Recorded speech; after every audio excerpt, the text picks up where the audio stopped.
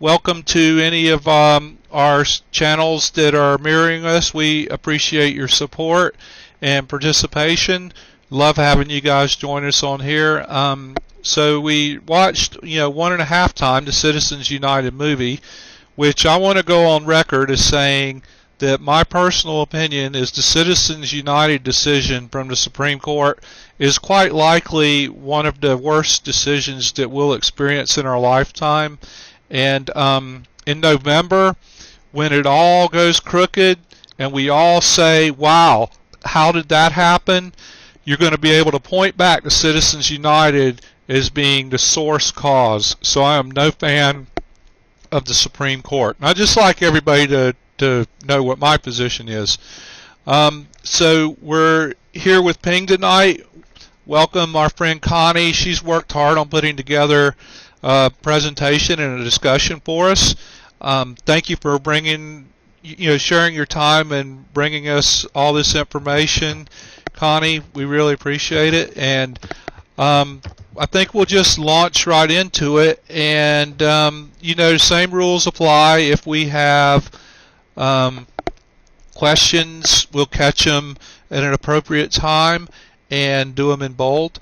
And so I want to welcome everybody and welcome Connie. Thank you for being here. And Connie and I were just talking. It's a big day in North Carolina, and I don't think it's going to be a happy day. But thanks for coming and doing the show with us, Connie. So take it away. Good evening. Thank you, Art, for having me. I want you all to know that Citizens United has a long history. It's not something that sprung up all of a sudden. And it's something that they have been pushing and pushing and pushing to try and get through. And they have tried many different ways. And they have eked away at the Federal Election Commission laws and at what we call the Bipartisan Campaign Reform Act, BACRA. You're going to hear some new terms tonight. Some people know the terms, some people don't. But it's a serious issue. This all started out with the original FCC and what we call the McCain-Feingold Act, which was the BICRA, the Bipartisan Campaign Reform Act. At this point in time, the FEC had laws, had regulations, but there were only 6 of them, and they weren't taking care of the things that were important in our election finance. So if bipartisan, McCain we know is Republican, right? Feingold, Democrat, they pushed together a bill that they got passed to reform campaign finance. During this whole time, secretly behind the scenes, we started out with a few suits against the FCC. Now, one of them started from a group of people who decided to make a movie that was going to be different and oppose the views of Michael Moore for Fahrenheit 9/11. And they made that movie, and there was no problem with it. They called themselves Citizens United. They are a non-profit organization, which means no taxes. They pay no taxes on this money, folks. I know I keep hammering at taxes, but they pay no taxes. They are a non-profit. Now that means that all the people that give money to Citizens United can do what they like. So Citizens United made a movie that was all against Hillary. And they were going to release it when there were like 5 or 6 states about to have their primary. And when they were going to have their primary, the FCC said, you can't do that because this is telling people not to vote for a candidate. Well, behind the scenes, like a bunch of little suckers that they are, we have this thing called the Wisconsin Abortion Reform Law. And they got permission to place ads during election time because it was issue-based. Citizens United jumped on that precedent. It's a thing that we call stare decisis, the Latin term. And every time somebody is questioned by Congress, they are asked, will you follow precedent? Stare decisis means that you are going to leave things following the pattern that they are. Precedent. Now, the Wisconsin abortion reform group broke precedent because they said, we're not this campaign guy and we're not for that campaign guy. This is issues. So Citizens United went and take this case to district court in Washington, D.C. Now, that was a very strategic maneuver because Washington, D.C. is not a state. They don't have a state Supreme Court. They don't have an appellate court. So they got right from the District of Columbia to the Supreme Court. And this is how they came to be. Now they go before the Supreme Court and they say freedom of speech, freedom of speech, freedom of speech. We should be allowed to say whatever we like because we're a nonprofit and we're a political PAC and we're this and we're that. And we want to put out this thing on Hillary. And it's not a candidate or pro-candidate. It is just showing her character and what we think about her. Now, Roberts, I won't say what I think of him because I've been asked to keep it clean. He got the lawyer for Citizens United and right in front of everybody in the Supreme Court said, why is your case so narrow? Let's broaden this case and let's not have it just be focused on issues. Let's have this based on the right of your First Amendment speech as corporations. Now, Susie, would you put up the first link? Susie's going to put up a link here. She's got the Washington Post link up already. Is that the one you spoke of? Yes. Okay, so she's good to go. Okay. Yeah, she'll be on task. Now, this tells you the story of how they filed in D.C. and how they got right to the Supreme Court, which is a pretty fast track. How many cases go on for 10, 15 years before they ever get heard from the Supreme Court? They got right there, and that's the link that will show you that.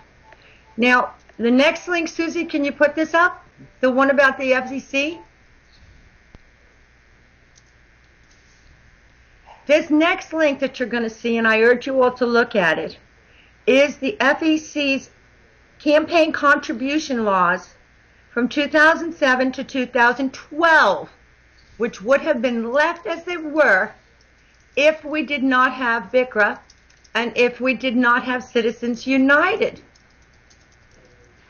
And these limits are quite shocking because there's very few of them, if you look to the right-hand columns, that say unlimited, and they're mostly from the national parties to give to senators, to give to other people in their campaigns, what a person can give as a contribution, how much can be raised and given out at any given time. Now, through Citizens United, they got gutted BICRA and they gutted the FEC rules. And they now have been able to form these super PACs, as Stephen Colbert did, to show you the bullishness of it, and just create the most incredible monster where foreign countries can anonymously donate to these nonprofit political action committees and buy the elections in our country, and not just on the federal level, on the state level, on the local level. And it's, yes, I did say Stephen Colbert, Rise BDX. He started a super PAC. He went into Congress and he petitioned to start a super PAC, and he got permission, and he has created a super PAC. And he has put Jon Stewart in control because the actual candidate cannot have any say about the use of the super PAC. So he lets his good friend Jon Stewart, who he's not supposed to talk to about the super PAC, and he's showing people in plain English how this is done. Because don't think that Stephen Colbert and Jon Stewart don't talk about how the super PAC money is going to be used, because he did it. He did it to show the ridiculousness of the super PAC. It's very, very serious. So we got to understand that we started with the Wisconsin, here we go back to Wisconsin, abortion reform law, where they were able to campaign on an issue. Then we went to McCain-Feingold with what we call the bipartisan campaign finance reform. And then we came up against Citizens United saying that just because they made a movie about Hillary that was going to air on DirecTV and pay-per-view and video on demand while there were 5 states holding a primary. They didn't get to do it, of course, because the case was held up in the Supreme Court. But this was the premise, that it was their right to free speech. And the thing that really is incredibly bothersome about this is that Roberts told them to go and broaden the case. So it's not only just going to be issues, it's now going to be incredible, horrific smear campaigns against our candidates, all candidates like you have never seen in your life. So, and we've seen that those floodgates open during the Republican primaries, and I'm sure from what I've read and understand, the Democratic side is the same thing. So most all of the politicians are bought and paid for, but the amount of money flowing in the Republican primaries was just outrageous. I know the Las Vegas casino owners funded the Gingrich campaign, yes, not once, which was a $5 million donate, but a second time that was a little quieter from his wife that donated another $5 million. So that was 2 people donating to one candidate more than any collective donations had been in history before. And that was apparently a small amount compared to the kinds of donations the super PACs are providing for now Romney as the presumptive, and even Barack Obama, who has a really strong mechanism in place. I don't think Obama's going to be able to raise the kind of money that Romney is going to be able to raise. Well, he doesn't without selling us out. Right, or selling us out even more. Now I want to speak a little bit to the timeline of this, because typically these things happen over years and years. And do you happen to have sort of a timeline available from the inception of McCain-Feingold through, yes, say, 2010, 2011? Or I yes, guess the 2008 election, which is when they were doing the ads for Hillary, which brought everything to the Supreme Court, correct? Right. The 2008, they weren't allowed.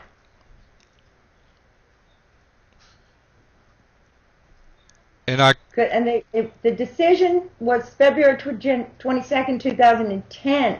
Okay. When they started being able to get this through to the Supreme Court. Right. And the timeline. McCain-Feingold started in 2002. And then the decision was rendered in 2010, so a short period of 8 years from reasonably stringent controls to no controls, opening it wide open. Yes. Which in legislative terms that's just a flash of an eye, is it not? And the Citizens United case was taking place during the last presidential election at the Supreme Court. That's right. That's right. So it was that quick. So, as I don't know if many people know this, but you have a finance background and you're a finance professional and tax professional. No, I just do taxes. So I get really upset when I hear about all of this money that can be spent tax-free. Now, what you have to understand, that there are people who are known media political operatives, Roger Ailes being the #1 in this country. And he is controlled by Murdoch, Rupert Murdoch. Now, there's been a rumor going around that Rupert Murdoch has bought the AP, but I haven't been able to verify that yet. The Associated Press comes across the wires. It's a competitor to Reuters. Mm-hmm. And that's a pretty scary thing, because he's just been ruled unfit to run newspaper publications and media publications in the UK with the trials that's going on there, with them breaking into people's cell phones and listening to their messages and doing all kinds of illegal things for his papers. Well, it just shows again the consolidation of power by the elite, and the rules don't apply. Roger Ailes is the head of Fox News, and Rupert Murdoch is the owner. Right. here in this United States. So every time you watch Fox Family, Fox News, Fox Finance, you're hearing Murdoch and you're hearing Roger Ailes. Now, this Roger Ailes, I'm sure he's had a large part in getting this kind of law passed, because his original career was, he was called in as a political consultant after the first Nixon debate to spiff up Nixon so that he didn't appear so horrible on the camera. And he did it. But he also picked Dan Quayle to be the running mate to get the money from the Midwest and to support him. Yep. And that was a whole political plan. Roger Ailes is worse than Lee Atwater would ever hope to be. And I know for some of you younger people, you might not remember these names, but these were the people who did the dirt campaigns for Nixon. Yep, I remember Lee Atwater from years and years ago. Lee Atwater died of brain cancer. Right. He was from South Carolina, and he also managed the first George Bush campaign, and I think he had input early on when W was being, promoted as a candidate. By that time, Karl Rove had taken over that kind of spot. But I want to go back to something you mentioned. I made a note that the original argument in front of the Supreme Court from Citizens United was based on First Amendment free speech rights. Is that accurate? Regarding issues. Okay. And then not promoting candidates. And then the justice. In this movie to vote for Hillary or not vote to Hillary. Mm-hmm. It was just a smear. Susie, can you put up the movie trailer and the poster, the movie poster for Hillary the movie? The trailer is just incredible. They were just literally ripping her to shreds. And so they argued that on basis of free speech. And then the justices, specifically John Roberts, broadened the conversation. Isn't that an unusual tactic? I mean, typically, isn't it limited to the case brought before them, or do they have the ability? Well, clearly they have the ability to broaden it at their discretion. Well, this is the point of the issue that is just going to make you cringe, because I mean, it's like shocking, this issue, because the Supreme Court interpreted the First Amendment as Congress shall make no law, and they considered themselves, we're not Congress,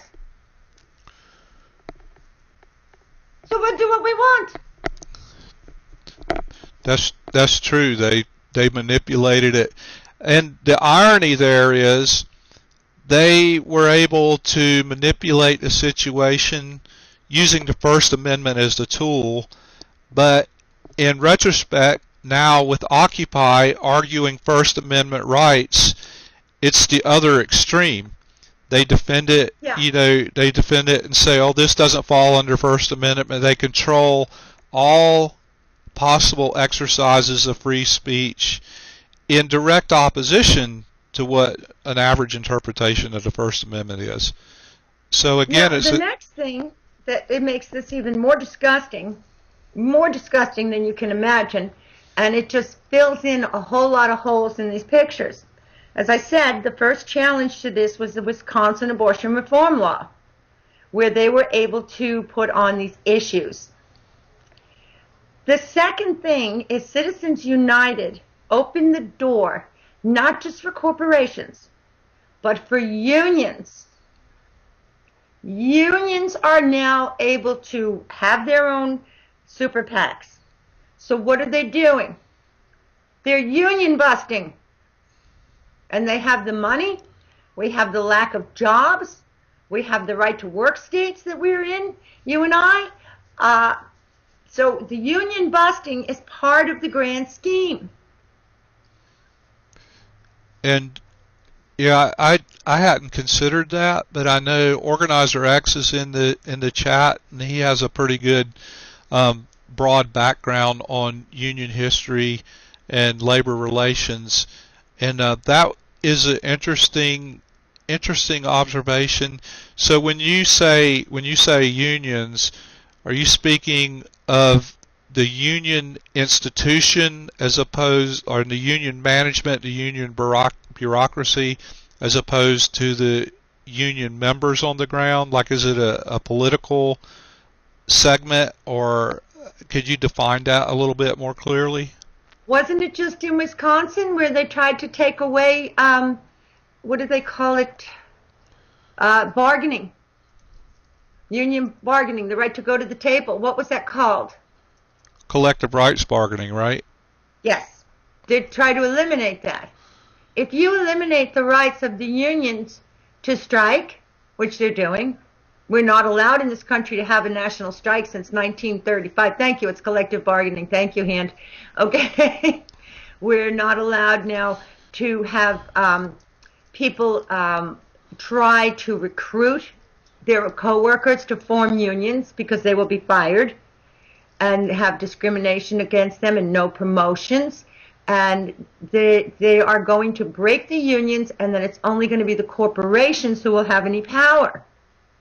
And I think that's one of the reasons why so many unions have gotten behind Occupy, is because their union leaders have seen this and said, whoa, somebody's got to speak up. We can't do it directly, because if they come against us, we're hosed. Because not all the union members are happy that they have to pay dues and things like that, and they don't really see the benefit while they're working. They don't see the benefit until they have cancer treatments, until one of their children has some kind of medical problem, until they need to go for the Family Leave Act, or until they go to retire. All they see is they pay dues, pay dues, pay dues, and never really are able to strong on the corporations to get what they need. Look at MCI, when they had that action against MCI in New York City, because that CEO is taking home $1 gazillion a year, and the workers for MCI are having pay cuts. They're having their health insurance benefits reduced. They have to pay more. They have to pay higher deductibles, and they get less coverage while he's rolling in it. And so the union members themselves are getting very discouraged, but this is all part of the plan. And to take away the collective bargaining and force the unions to the table and let them have the ability to strike and let them have the ability for other unions to go out in sympathy, which is against the law now, they are going to bust up the unions. And when you say they, specifically, who are they? The 1%ers and the big corps. Okay, 1%ers and the big corps. So I'm thinking you can probably see the chat, and X has given us some background, and one of the comments he makes is that members have to sign dues authorization cards for political contributions. And my question back to him was, let me see, the members have to approve where the political, so the union has a PAC. The members have to sign the cards. I'm trying to follow the money trail. But the PAC cannot release the funds until approved by the members. Is that correct, X? I'm just trying to get the picture. Yes. I wish we had him on at the same time with you. Now, so that would be like asking every shareholder of a corporation to vote on where they wanted their political action money to go. Uh-huh. So the unions are at a distinct disadvantage. Okay, great. So we have pretty much an assault on all fronts against individual, ground level political power because of the money involved. So yes, union busting is horrible. Right, and we know in North Carolina it's a right to work state, or as I like to say, a right to be prevented from having a job state. And so, many people are. Right. I want to also mention that there are a few things going on where the Supreme Court is going to revisit Citizens United. It will not happen probably until after the election, but they're about to revisit it. They still are split 5-4, so it doesn't look like it's going to do any good. But they have to revisit it because I was watching, I don't know, those of you who have TiVo and DirecTV, I did a whole thing on this where I just put in Citizens United, and my DirecTV actually went and searched YouTube. Now, it didn't give me links, but it showed me all these films where the Unitarian Church in Fairfield, Connecticut is fighting back against Citizens United. And they had the representatives and their senators from Washington, D.C. come in and talk to them. And the things that these people were saying were absolutely bone-chilling. It was not like you think, where you vote for me and I'm going to let so-and-so vote for what you want and I'm going to donate $250,000 to your campaign. This thing has actually become so twisted, it's like, you do what I want, or before you go home for recess, we're going to drop $250 million in campaign smearing you. Right, right. So it's a threat to the politicians who want to be somewhat decent. Right. So the Unitarian Church in Fairfield, Connecticut is very involved in bringing this about. Bernie Sanders has a bill and a petition to fight Citizens United. There's so much going on with the fight against this that your head would spin, and as I said, they are about to revisit it. But in the meantime, this presidential election will be bought. And it doesn't matter who you go out and vote for. Doesn't matter. Right. Because we have these Diebold machines. Right. And I always like to say the money comes with strings attached, and you just have to realize that. You have to believe it.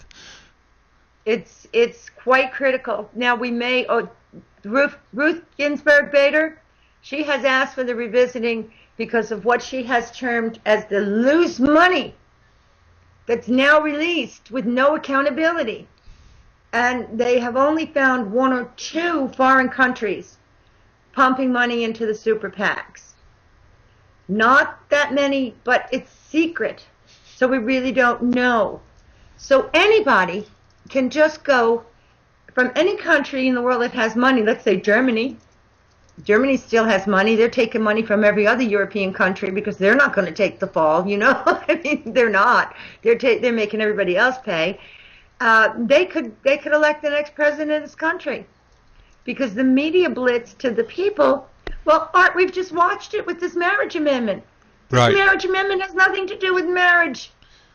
Right. And how much money has been pumped in. Right. And Ping is speaking about today in North Carolina in the general election, there's the very first constitutional amendment, which ostensibly is to ban gay marriage, but the reality of it, if you read the bill, is that there already exists a law on the books that the marriage is defined between man and woman, and this amendment and this law is constructed to be able to prevent anybody from challenging that definition in the court. So if you are common law partner, same-sex partner, whatever, and there's benefits involved, and you have a legal issue, if this amendment passes, which I'm afraid it's going to, then if you went before a court, presented your case, the court wouldn't even hear the case because the amendment prevents challenging the definition in a court of law. It's a legal manipulation, and the money that went behind that for approval is just huge. And it was money from all over the United States, maybe all over the world, you know.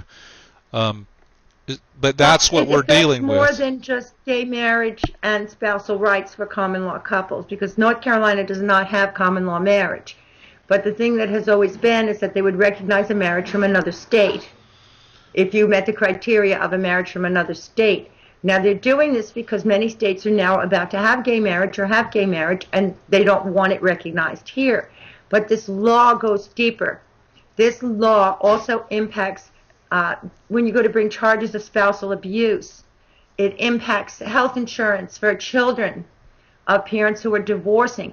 I mean, there's all kinds of things that this impacts. Not just, but they've cloaked it to the religious people as, oh, marriage has to just be between a man and a woman. Well, that's the law anyway. You know, I mean, what is going on? Right. And it has to be changed. We need to explain why we're bringing this up, though, Ping. We need so they have context.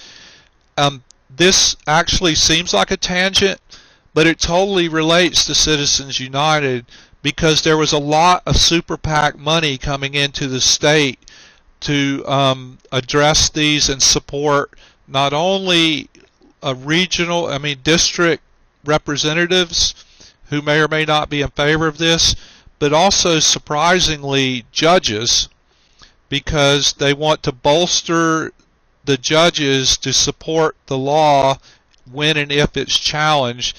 The judges don't run campaigns like local political offices.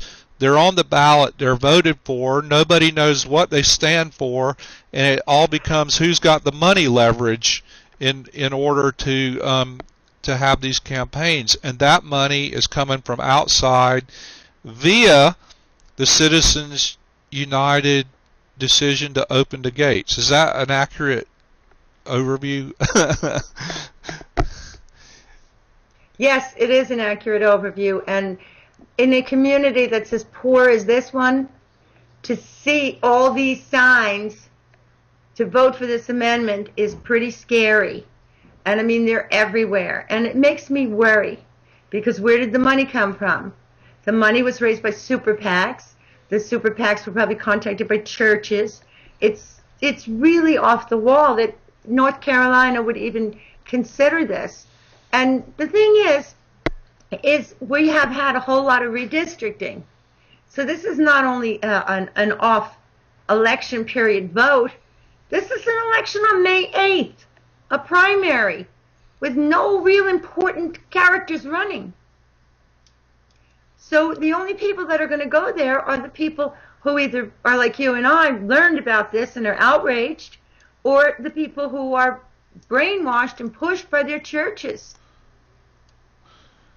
It's this whole Citizens United thing is insidious, and I wish I had thought about it, but there was a New Yorker article during the past year that kind of took it apart too, and actually the New Yorker article referenced the actual political campaigns in North Carolina, and there's a political operative out of Raleigh who's a single person that's a conduit for the super PACs, and it is commonly known that he pretty much dictates election results in the state of North Carolina. And I can't remember his name, and I can't lay my hands on that article. But these are the sorts of challenges that Citizens United it just opened it up, for it's like the robber barons take over elections. And they don't have to report this. That was going to be my next question. They don't have to publicly report, correct? Nope. So you have all this money coming in, all this money floating around, all these things happening, but there's no accountability and no responsibility for it. It's all just invisible. It's very, very sad what has happened in our country. Now, we have the people in Connecticut that I told you about, Fairfield, Connecticut. We also have a law on the books from the 1800s and the early 1900s in Montana that is challenging Citizens United. Back when Montana, and maybe still is today, was nothing but coal mines and one-horse shops. Can everybody hear me? Yeah, or we're good. Freeze? No, we're good. Okay, because I'm not seeing myself move on the camera. Okay. Anyway. You look like you're dancing. You're beautiful. Just keep at it. Okay, so what happened here is that, it's frozen.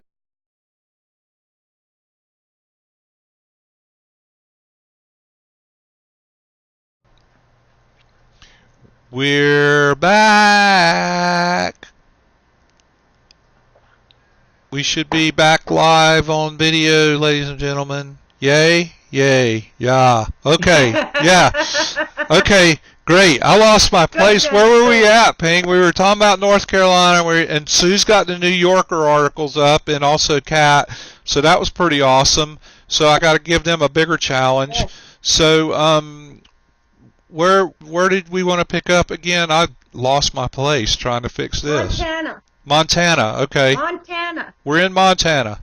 Montana, from way, way back when they were, like a frontier company town where everybody owed everything to the company store, if you remember.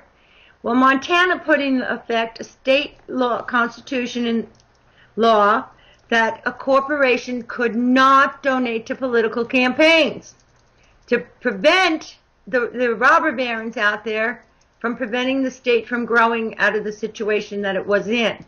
They are issuing a challenge. They've lost the first round. As I said, the people in Fairfield, Connecticut are bringing a challenge because Connecticut also has state limitations. But the one that I think might have the best chance of getting through is Hawaii. Hawaii is also bringing a suit against Citizens United. Hooray, Hawaii! Well, you were just waiting to shake that, weren't you? So, what is Hawaii's grounds for their suit? They also have in their state constitution that corporations cannot donate but a certain amount of money. End of story. Excellent. So and there are many other states, but they haven't come forward yet. Right. But they have to take the normal legal track, right? Because the Citizens United people jumped like the whole legal process by bringing the suit in D.C. because there's no levels there. If they had brought it in Wisconsin, it would have to go to appellate and state supreme, blah blah blah, and meander. But they just jumped over the whole thing, and that wasn't very nice. But is there we have this thing called stare decisis that every Supreme Court justice is questioned on before they are confirmed to the bench, and that is the key. There's two keys here: stare decisis, which means that you will follow the precedent, you will follow the facts of the law as they are. There were a few laws that overturned it. Roe versus Wade, Brown versus the Board of Education. Those were laws that went against stare decisis because they went against what was the precedent. They changed the whole 9 yards and they altered this country. So there is also precedence for going against stare decisis.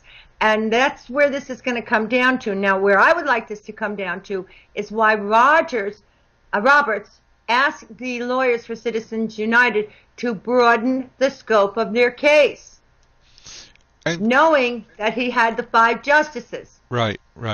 And is there an ability to bring a suit to open up that conversation? Like, is that a violation? Could somebody bring a suit on that particular question, or is that just an arbitrary decision the courts get to make?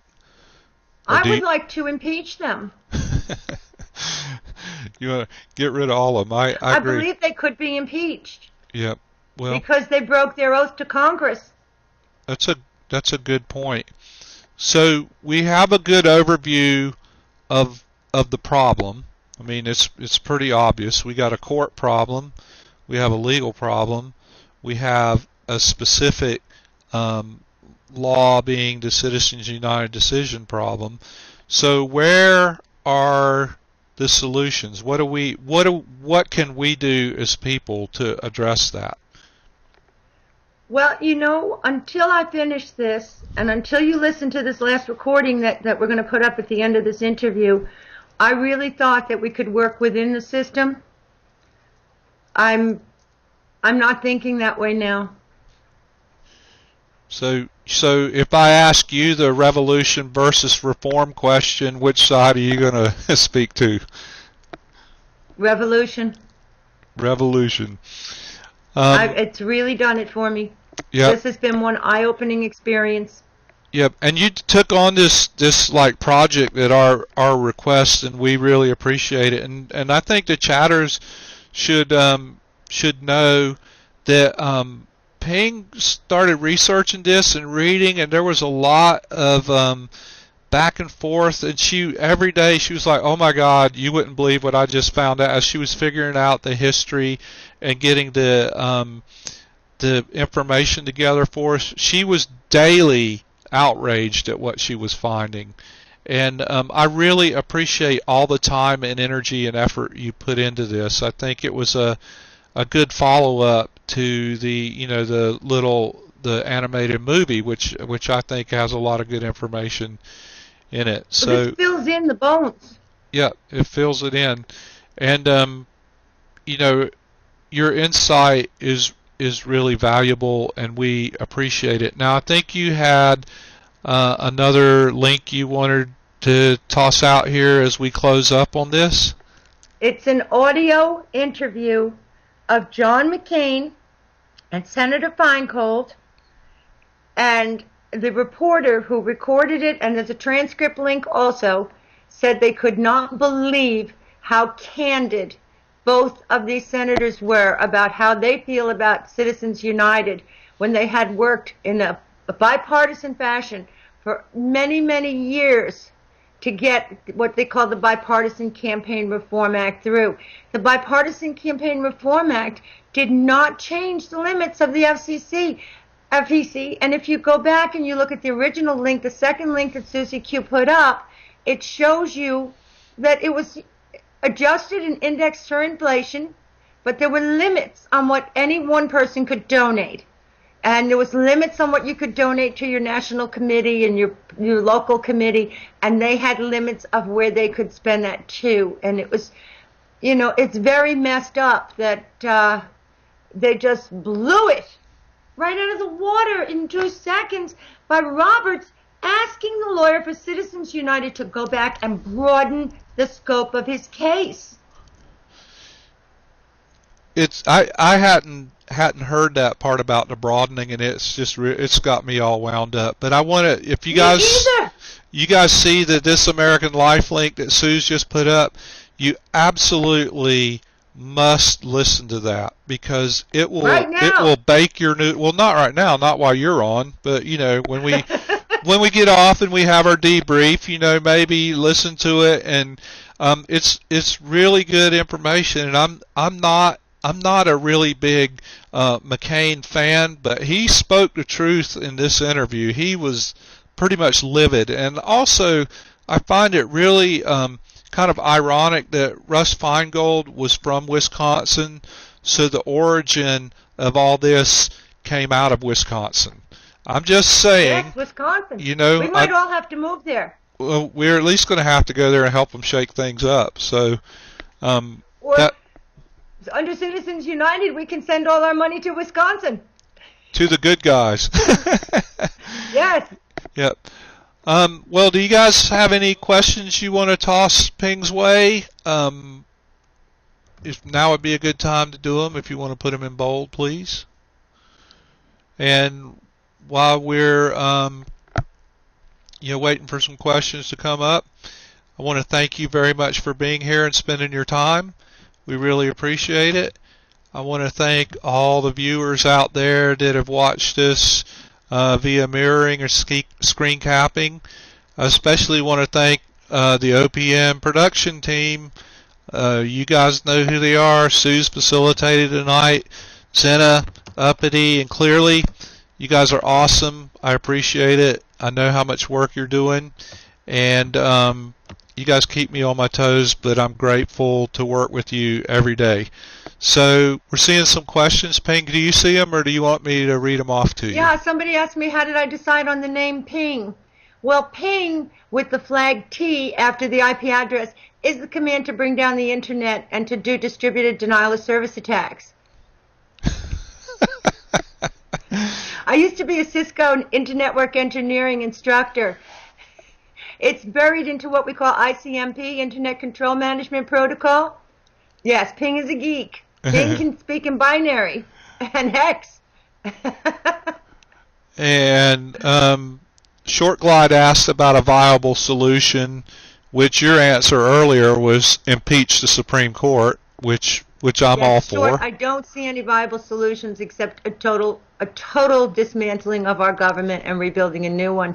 And TARP, the part I was going to say about Hawaii is Hawaii has state federal election laws that they're still sticking to, and Hawaii is also going to bring a lawsuit against this, and the Supreme Court has agreed to revisit. Any more questions coming out of the chat? Man, all these. I didn't cuss, did I? No, but all the chatters are all got potty mouth tonight. I don't know what that's about. I think that's usually me. You must have hit a nerve somewhere. Just kind of. We're once again holding up the mirror for the people to be reflected properly. Interview All in a right, civics question class. about Hawaii. Hawaii has in their state constitution election laws that you can only donate so much per candidate, and they are going to fight Citizens United too. Excellent. It doesn't look like until we get a major change in the Supreme Court that anything's going to happen unless we do impeachment. Or why would Roberts ask Bowden, who was the lawyer, to broaden his scope? Was there a collusion there, knowing that he had the 5 votes? Is there something crooked going on in that Supreme Court? Because Kennedy was always a swing vote. How did he know Kennedy was going to vote with him? That's true. That's true. And to answer your rhetorical question, is there something crooked going on? Well, duh. we know that. There's no question. That is just like, this is understood, right? I mean, when is Scalia going to leave? Oh God. When's Clarence Thomas going to leave? Yeah, I read an article on Clarence Thomas hasn't spoken a word in an argument before the Supreme Court in 10 years. Not one word. We took our son when he was in 8th grade to go visit high schools. One of the schools we took him to was in Manhattan, and it was a Jesuit school. And we walked in the lobby, and what did they have there right as you walked in? But a big oil painting of Scalia because he had gone there. Well, that was the end of that school. He was trained by the Jesuits, Scalia, and they teach a real social conscience. So I don't know where this man lost his way. I'm sure it had something to do with money, right? I mean, undoubtedly. So. Well, they're all getting lots of money. You can bet on that, because when you think about all the advertising agencies, the political operatives, the political intelligentsia to frame the message, and the big bucks that they're getting, and we have no accountability for where this money is being spent, what's to stop the advertising agencies themselves from jumping in and becoming lobbyists, or just go visit the politicians and offer them bribes, or threaten that if they don't, they're going to dump, 50 million hours of airtime against them? Right, exactly. Well, I think we could chase this around and around in circles for all night, so we can move over to the chat and do that. Okay. I want to let you go. Thank you so much for being on again. You're just lovely and animated and intelligent and articulate, and we really appreciate it. And this is a very outrageous subject. Oh yeah, and we need to talk more about it. There's some subjects we need to be talking more and more about out in the open, and I'm hoping we can use this as a platform to do that. I just want to add one parting thought. Okay. Citizens United can do whatever they want. They have all the free speech they want. Corporations have all the free speech they want. And we have 25 people in a cage on the steps of Freedom Hall, and they're the only people who can have free speech. And that pretty much sums it up. That was a great observation. I hope you'll join us on the chat in a few minutes. Take a bow. Oh yeah, I'm not going anywhere. Take a bow, and thank you for everything and for the time and the energy. Guys. We appreciate it. And listen to that recording. Oh yeah. Pump that up again. Yep. I think that recording is a must listen. It's an outrage. You have to hear it. We should put that recording on our site somehow. I got to think about that. Yes. That would be good. Yes. And that's recent. Oh yes. That recording has been done, I think, in March. Right. Not too far away. So I'm going to archive this. And thanks again to my production team. Thank you, Ping. We'll see you in a moment, and I'll join you guys on the chat here in just a few minutes. Thanks a lot for being here. Thanks for all you other guys out there watching. We really appreciate it. Have a good evening, and we'll talk in a bit. Thanks.